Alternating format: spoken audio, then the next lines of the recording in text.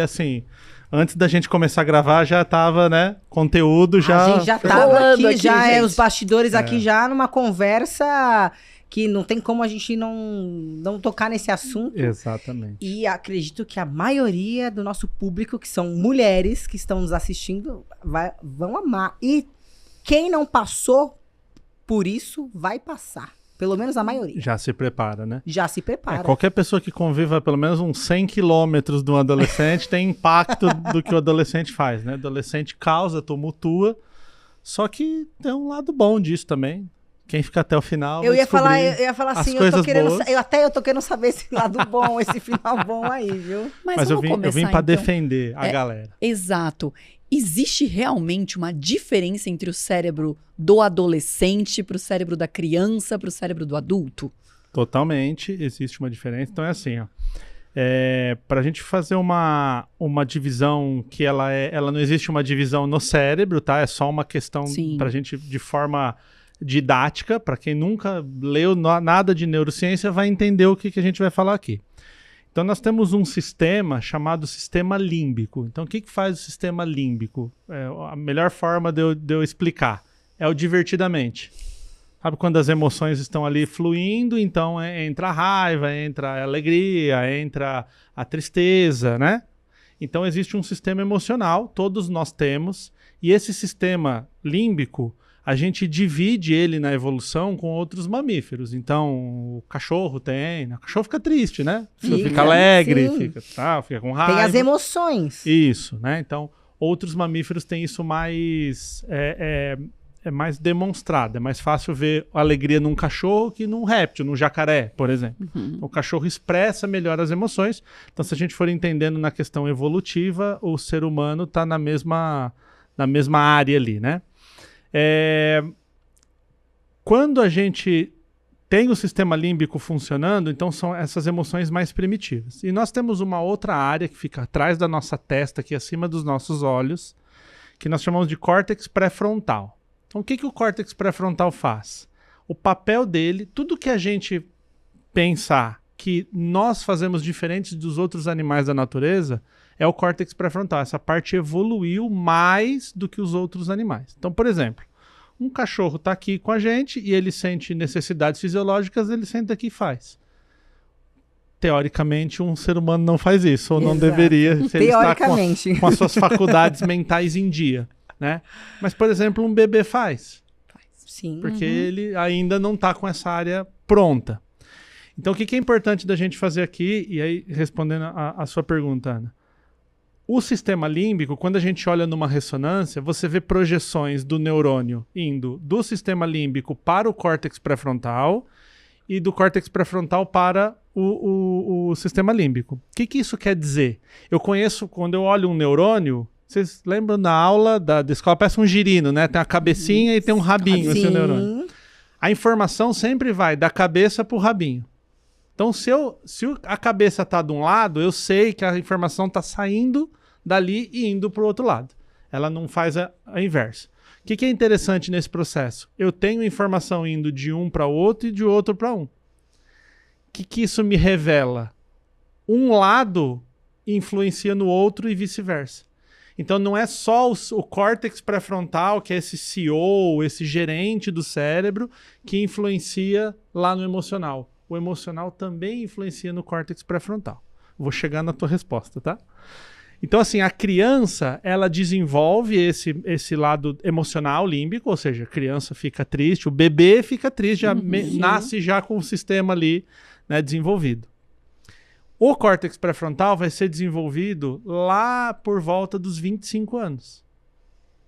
Esse sistema... 25 anos, né? Vocês escutaram, né? 25 anos. Eu tô falando desenvolvido em sua plenitude, ou seja, um adolescente de 15 se comporta diferente de um adolescente de 12.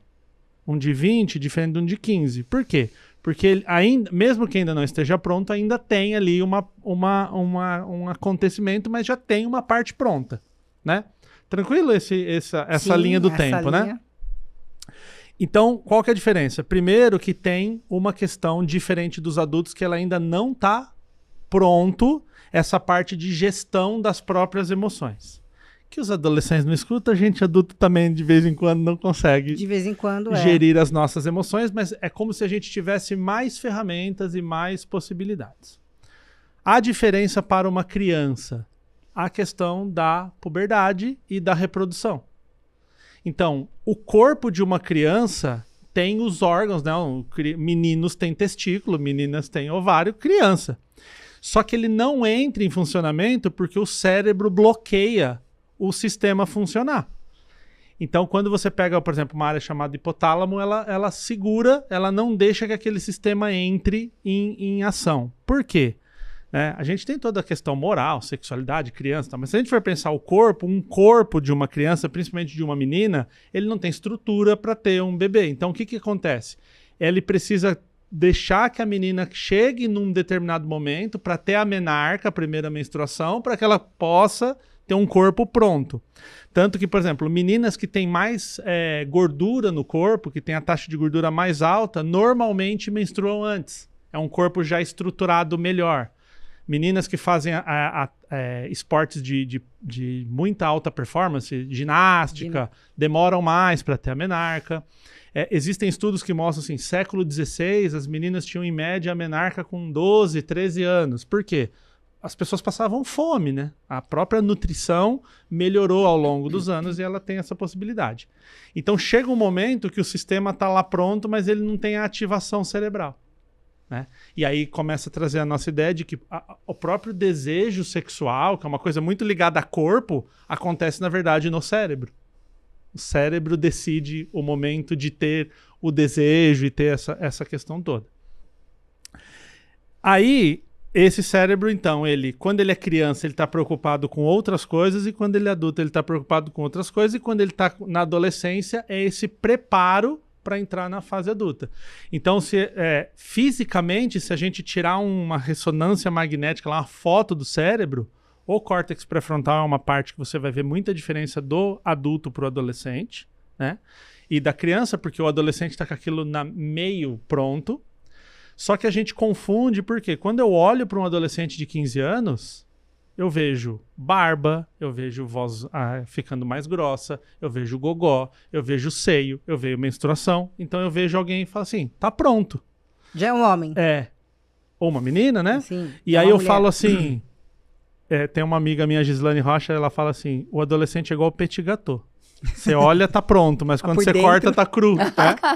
Adorei. Excelente exemplo. Então, o adolescente tem essa necessidade de aceitação, de ficar perto da mamãe, do papai, essa coisa ainda, mas ao mesmo tempo que tá prestando atenção em questões reprodutivas, questões sociais. Né? Então, é uma fase muito complexa que a gente entendendo já é bastante difícil, então não entender torna isso ainda mais difícil. Mais difícil, né? E assim, aí que vem essa frase que a gente tanto usa, né?